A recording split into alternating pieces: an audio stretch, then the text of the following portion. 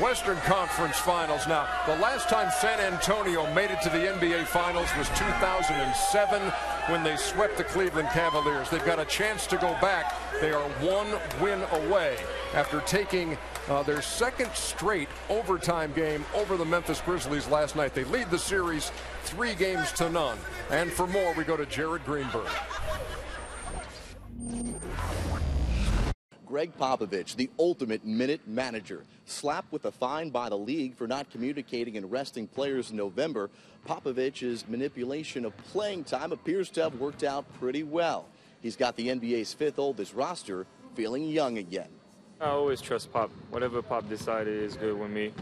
The way he take care of our bodies and give us our rest during the season and the playoffs doing the same thing.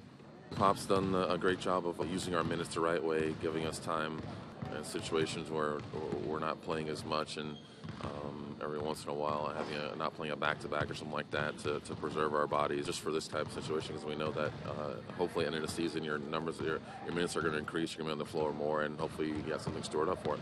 I think both teams are fatigued, but I think they just execute better. They've executed better down the stretch. They've been able to still be mentally in the game regardless of the fatigue, which shows their experience, shows that they've been there before and done that, and I think we're learning each game. We're not one of the most talented teams in the league or in the playoffs. We just go out and we scratch and claw. That's why fans call us grit and grind, and it's the grindhouse, because that's the way we have to play. We have a lot of guys that just go fight and compete, and you're going to get tired. My hope, though, is for us to not listen to you guys and say that it's never been done before, and that it's just a matter of time before the series is over, and to reach down in their soul and dig for something that they didn't know they had, because that's what you have to do to win a championship. Thanks to Jared Greenberg for that update on the Western Conference Finals. I mean, you look at what happened in the first quarter when they built the huge lead, Memphis did. In fact, they were up by 18 at one point in the first quarter. You see what happened the rest of the game, and they go on to win 104-93. They win it by 11 in overtime. Count them, Chuck. That's more than 9. I'm told that has some significance for you. Yeah, I'm lost. Or should I just ask Reggie what that means? Me and Reggie were talking trash last night. He says, it's like a tie game with 5 minutes to go. And Reggie says, oh, the Spurs don't win this game by 9. I says, it's a tie game. And they hit us. They scored on the last play of the game to push it too. So it was just a friendly bet that you had going on there. You know what the Spurs are? They remind me of. I used to have this guy in my neighborhood, Big Ike. Now, Big Ike, affectionately known as Fat Ike, was about 5'11", 5'10", and he was probably 250 pounds. But when we played 3-on-3 pickup, he was always one of the first guys picked up. Not because he can jump over people, not because he can dribble by people, but he would set screens for you.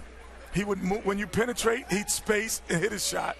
He'd box out, and he'd get extra rebounds, because you knew if you played with Big Ike, you were going to stay on the court longer because you win more games. You might not win the big games all the time, but you would win more games playing with Fat Ike. So San Antonio Spurs, they're Fat Ike, because they have all of those guys who will do those things to make you win. It doesn't always show up, and they play in a small market. They're a small market highlight reel. They don't have any highlights. They don't have any. Everything they do is small. Yeah. So except win. Hey, Chuckster, you like Memphis in this series. How can they be down 3-0? Me and Kenny talked about it downstairs. Ernie, the line between winning and losing is so fine. They've lost 2 overtime games.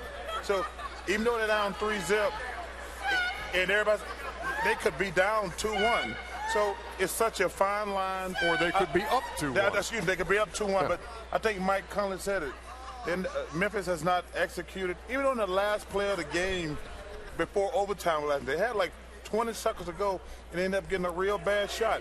And the Spurs have the best coach in the NBA. They have the best point guard in the NBA. And you can't make any mental mistake to get them. So I take my hat off to the Spurs. My man Lionel and the Grizzlies, I've been on their backs for a long time. but you're not going to beat this Spurs team 4 times in a row. Tony Parker averaging 20 points and 11 assists. Is he the best point guard in basketball? Yes, he is. I've been telling you that all year. Okay, I'm just checking. I just want you to say that. Okay. Shaq, I want to ask you about somebody on the Grizzlies. Zach Randolph is averaging 10 points and 13 rebounds. He is shooting 30% in the series. What has San Antonio done to control him? Well, me and Chuck talked about this earlier. You know, Zach is the type of player, you're not going to outwork him, you're not going to stop him. So when you play against a great player and you read the scouting report and it says he's always goes left, what do? You make him go right. So they're just making him go right. They're holding their hands up. They double him that time. You know, and making him a jump shooter. And making him a jump shooter. And he's not having his way. Nothing left. Ernie. Making him go right. So I'm telling Shaq, he says, what's up with our boy Zach? I say, man, they're making Zach. Even if you go back to that last play, Boris Diaw said, if you score, you're going right. You know, when you play against... Same thing you talked about the last series. Yeah, I said, you play against those guys in the Clippers in Oklahoma City, they let him go left every time. I mean, and I'm like, dude, do y'all know this guy's left-handed? The guy's a heck of a player. But the Spurs have said, yo, even Tiago Splitter, he says, you might score, but you're going right. Because Zach will go right, but he's always coming back left. So the Spurs are probably the smartest team in the NBA. Those guys pay attention in those meetings. And they don't make any mental mistakes. Take your head off to the Spurs. Underdog, put that on a T-shirt. Fat Ike is back.